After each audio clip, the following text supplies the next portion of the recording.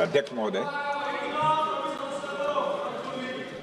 महोदय, सबसे पहले तो मैं आपके माध्यम से सदन के सभी दलों के मैंने जितने भी हमारे सम्मानित सदस्य हैं उनके प्रति आभार व्यक्त करना चाहता हूं कि ऑपरेशन सिंदूर की जो शानदार कामयाबी हासिल हुई है उस पर चर्चा करने के लिए आज सदन पूरी तरह से तैयार है।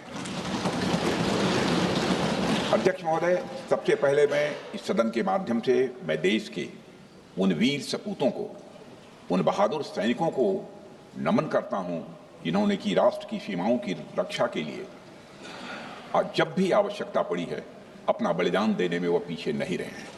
आज भी वह तैयार हैं और आज भी वह तत्पर हैं। साथ ही मैं उन सैनिकों की स्मृति को भी अध्यक्ष महोदय नमन करता हूं जिन्होंने की भारत की एकता और अखंडता सुनिश्चित करने के लिए अपना सर्वस्व बलिदान कर दिया। मैं पूरे देश की तरफ से सेनाओं के सभी जवानों के प्रति कृतज्ञता व्यक्त करता हूं। अध्यक्ष महोदय, आज मैं आपकी अनुमति से ऑपरेशन सिंदूर से जुड़े कुछ महत्वपूर्ण तथ्यों और विषयों को सदन के समक्ष रखने के लिए यहां खड़ा हूं।